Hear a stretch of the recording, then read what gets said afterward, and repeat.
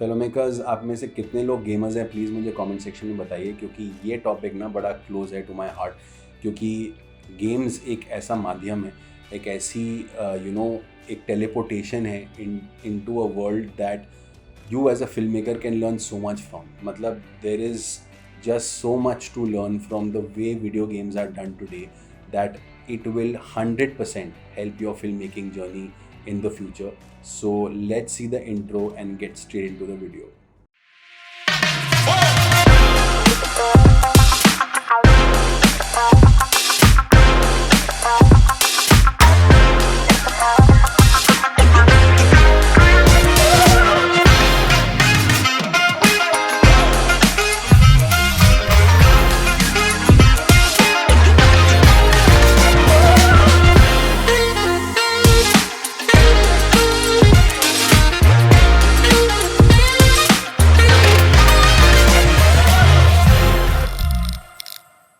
So why and how video games can be helpful for filmmakers is something जिसको हम 3 section में divide करते हैं। सबसे पहला है स्टोरी टेलिंग। आप मतलब क्रेज़ी स्टोरीज़ को एक्सपीरियंस कर सकते हैं while playing a video game.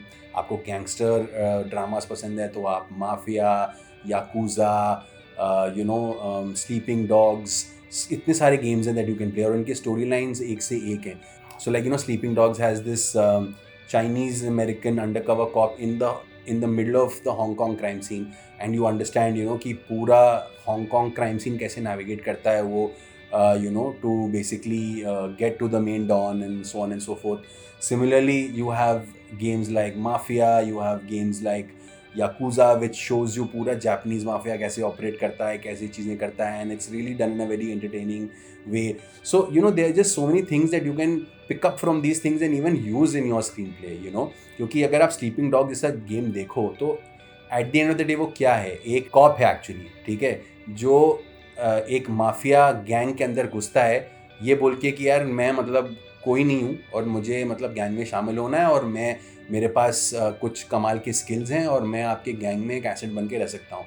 उनको ये नहीं पता है कि वो बंदा एक अंडर कवर कॉप है और वो धीरे धीरे उनके सीक्रेट्स को समझ रहा है और आप proper character development, proper story development इसमें देखते हैं। It's just very interesting, right. तो स्टोरी टेलिंग ऐसे ही 36 गेम्स में अवेलेबल है एंड हर टाइप के जॉनर के गेम में अवेलेबल है। So you can really have a lot of fun experimenting with that. This is of the game called Watch Dogs. इसका जो मेन कैरेक्टर है ईडन पियर्स, इसकी एक नीस होती है जो एक असैसिनेशन अटेम्प्ट में मर जाती है and now he is basically a street smart hacker kind of guy. तो इसके फ़ोन में जितने भी हैकिंग ऐप्स हैं ना वो उसको यूज़ करके शिकागो का एक ऑपरेटिंग सिस्टम को हैक करके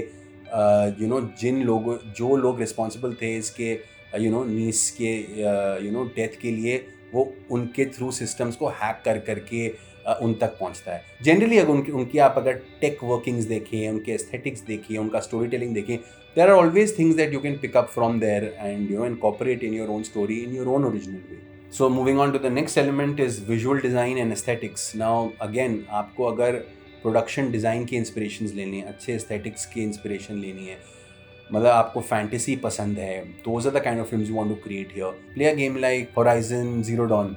ओके, मतलब ये एक पोस्ट एपोलिप्टिक सिचुएशन में बेस्ड है। मतलब पूरा सिविलाइजेशन का फॉल हो चुका है, ये rise of dangerous machine like animals have taken over the planet और यहाँ पे एक ऑर्फन लड़की है who's raised by an old person who navigates this very harsh landscape and how she finds out the truths that lead to her past and her existence. That is her story of discovery in this very crazy world जिसके मतलब aesthetics भी कमाल के हैं, मतलब literally. So you see there is just, और ऐसे बहुत सारे गेम्स हैं।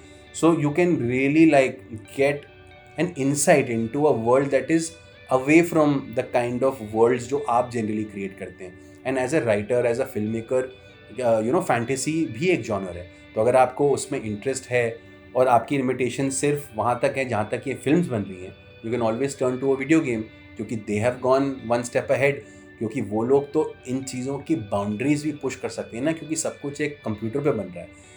यहाँ आपको एक कैमरा लेके 36 लोकेशंस में जाके 36 चीज़ें करने की ज़रूरत नहीं है। यहाँ आप लिटरली एक कमाल की स्टोरी लिख के सब कुछ डिजिटली क्रिएट करके एक उसका गेम बना सकते हैं, you know, in a closed space. So when you can do that, you have the opportunity of also pushing the boundaries and creating things that a filmmaker normally could not do, because उसके budgets और उसके scale और उसके permutation combinations एक बहुत अलग दुनिया होती है, राइट, जो हम ऑन एंड ऑफ डिस्कस करते रहते हैं. So a game based on that kind of genre is a great way to get an insight and see how you can now incorporate some of those elements in a fantasy feature that you want to create. फिर obviously आते हैं सबसे मज़ेदार point पे, which is shooting styles. You know, आप अगर uncharted एक game है वो देखिए, वो basically it's about treasure hunters, हाँ, and how they go discovering treasure.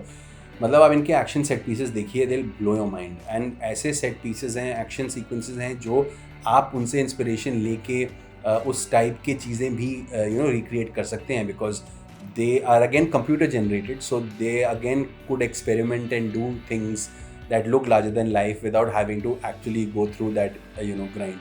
So much to learn from the way they have done their sequencing. In fact, game इतना popular हुआ था कि Tom Holland and I think Mark Wahlberg ने इसकी एक actual live action film बनाई, because it was such a rage with fans, you know.